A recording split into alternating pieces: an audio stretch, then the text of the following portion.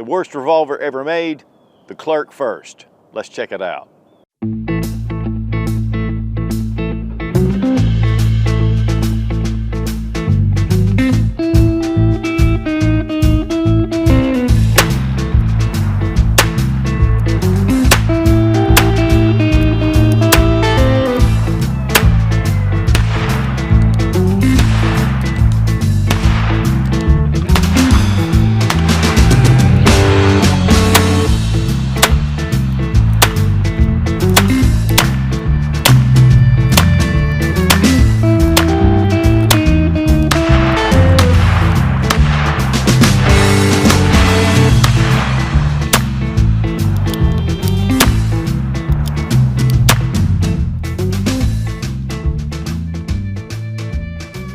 Today we're going to take a look at the Clerke first. This was made by Clerke Technicore out of Santa Monica, California. And this came about because of the 1968 Gun Control Act, which limited small Saturday night specials from being imported into the country.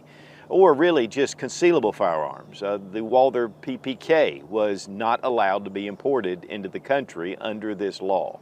Also mini Berettas and a lot of other type firearms. But there were a lot of small, very inexpensive guns that were being brought into the U.S. Clerke Technicore came from a company, EIG, that made really good cutlery. And the funny thing is the Clerke Technicore also made really nice bench rifles, target rifles. And they also made a semi-automatic pistol. But today we're going to take a look at the revolver. This is in .22 long rifle. They also made it in .32 Smith & Wesson short. But this actually came from starter pistols. And really, the starter pistol and the .22 and the .32 are pretty much the same gun. When these went on the market in 1971, the retail price was 20 bucks. So guys, you weren't getting much in the first place. Now this was given to my mother a number of years ago as a self-defense pistol from a friend of hers. What's funny is my mom has a SIG P238, which is the exact extreme of this Clerke first.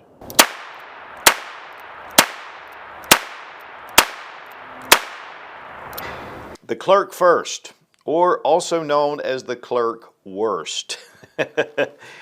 This has, by many people, have been called the worst revolver ever made. I always thought that the Rome RG revolver made out of Germany, which is also referred to as rotten gun, was the worst. But this definitely takes the cake. I mean, honestly, it looks like something you would pull out of a toy box. These originally started, again, as starter pistols. And really, the starter pistol looks exactly like this. The .32 Smith & Wesson short, it is a 5-round. This is a 6-round double single-action revolver. And it's made from a zinc alloy. But you can see that the chrome plating on here, while it looks a little toyish, it's really held up very well. And it's pretty shiny. But really the design of the pistol is very awkward. I mean, everything about it. I mean, even the hammer. I mean, it looks like it's just a plastic hammer. It is a zinc alloy. Has some knurling on the top. And let's go ahead and we're going to have to unload it. Now, because it is double single action, the cylinder does swing out. But you have your cylinder pin here, and it's held in by a spring detent. So you can just pull it out. And then as we drop the cylinder, and then you have 6 shots, and again, .22 long rifle. One thing you will notice is that the cylinder is like crazy loose. And you know, even just the way it sits back and forth. And so that really lends people to have a lot less confidence in this. But the funny thing is once you lock this up, and even in here, it's rolling around. We're going to put our pin back in. But once you lock the hammer back into the rear position, it has a little movement, but when you have rounds in the cylinder, which the rounds sit on the outside of the cylinder, it definitely adds to locking this up to pretty solid. So, you know, we didn't have any problems. But from what I understand, these pistols had a lot of quality issues right out of the box. Some of them wouldn't even work from the factory. But this one, we took it down to the range, and we're going to show you all that in a minute, but it ran fairly well. The double action is very heavy, and I'm not going to dry fire it because it is rim fire and it can mess it up.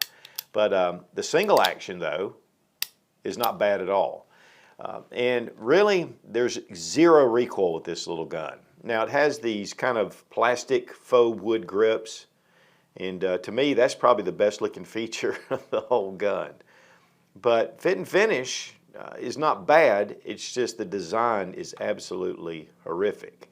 The sights, it's just a notch that's cast into the entire frame. And then you have that front sight, and so, you know, which is not terrible, but it's really poor quality, poor design.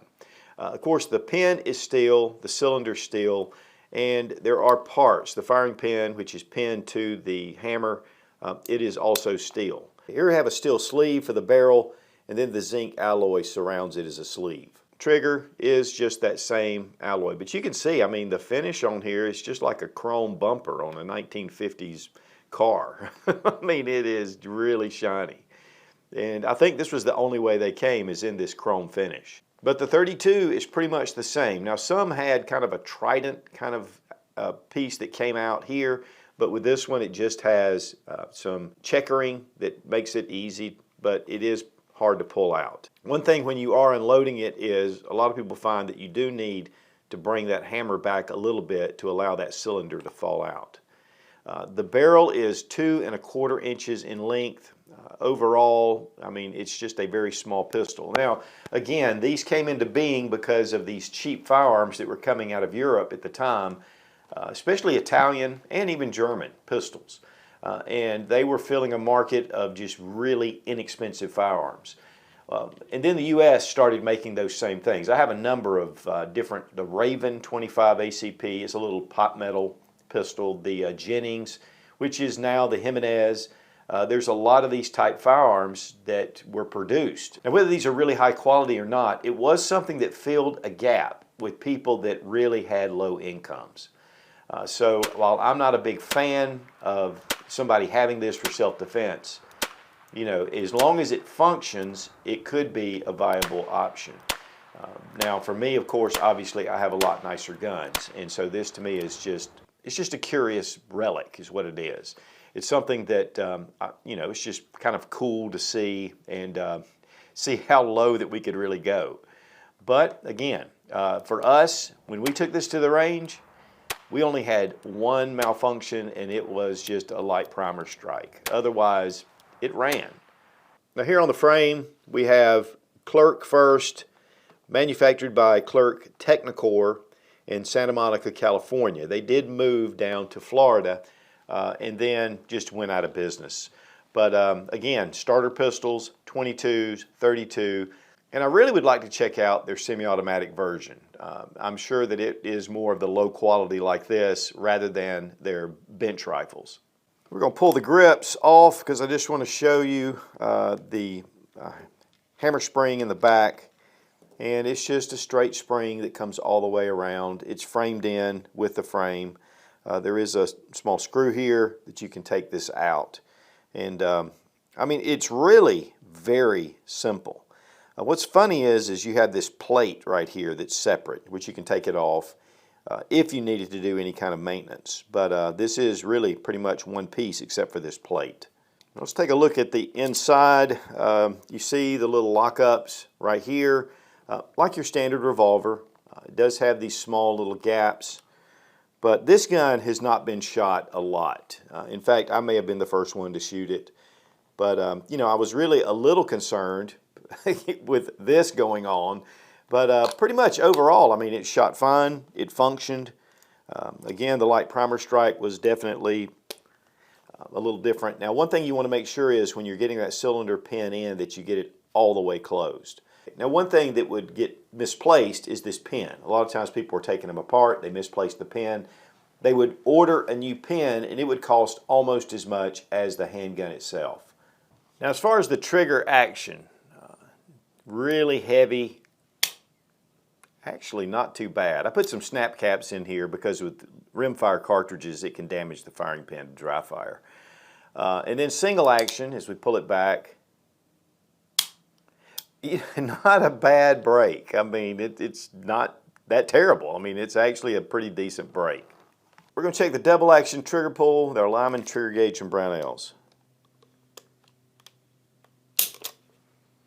11 pounds, 13.1 ounces. Single action, 3 pounds, 13.7 ounces. Now the weight was 16.8 ounces, so again, it weighs about a pound. It's got a little bit of heft to it. We only brought about 100 rounds out to shoot through this. This is not something you want to spend a range day with, just to kind of test it out, accuracy, things like that. And we really appreciate Fiocchi for sponsoring the ammo. And this is just standard velocity ammunition. I wouldn't shoot really high pressure loads in this. Next, we're going to load each round just into the cylinder. Cylinder's definitely shaky.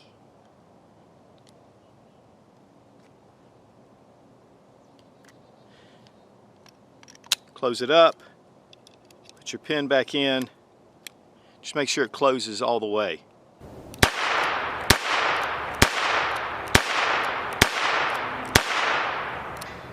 Well, the Clerke first, guys. I'll tell you, it's just a really cheap firearm. And messing around with it, I mean, you can tell that it's cheap. Of course, 22, the recoil is like zero. It's kind of cool to shoot, really. But these, again, started out as starter pistols, and they just kind of developed this. They saw an opportunity with the Gun Control Act. It's double action especially, we've had really good success with it. Single action, we've had a couple of light primer strikes. This is not something that I would depend on for self-defense, but it's kind of just fun, and typically they're very reasonable in price.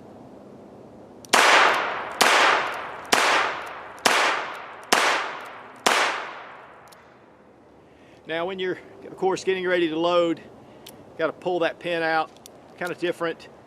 It's nice that the cylinder is maintained or retained, and then sometimes getting the shells out, they can be a little bit sticky, and part of that's because the 22 just swells inside the cylinder.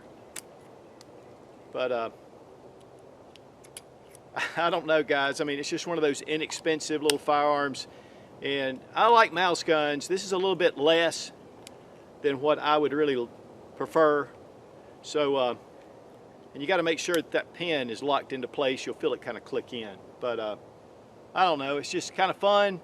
If you find one of these, again, upgrade to something better for self-defense. Still a fun little gun to take to the range. And to be honest with you, because of the light recoil and just slow to load, this would be a great gun for kids. But I really wouldn't put a whole lot of rounds through this.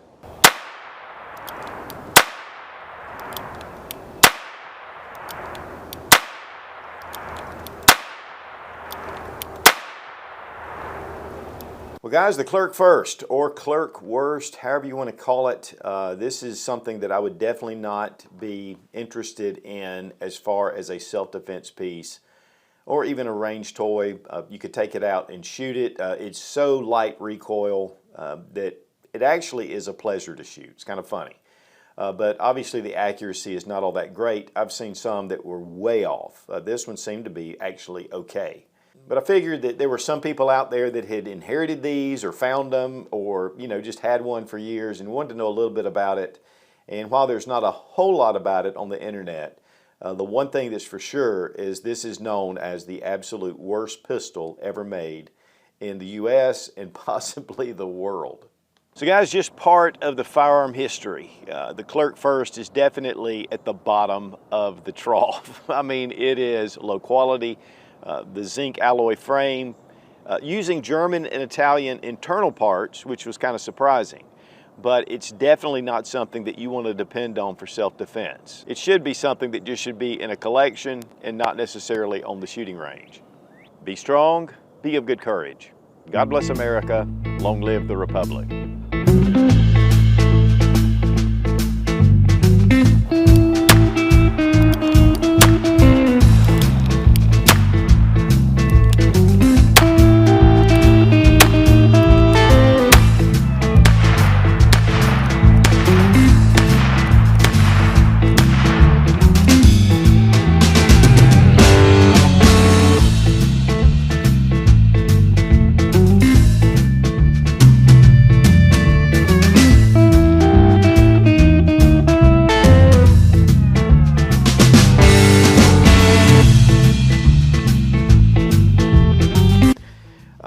Once you pull the hammer back, it does locked, well, there we go. Once we locked the hammer back, and the weight was 16 ounces, and the weight was 16.08 ounces.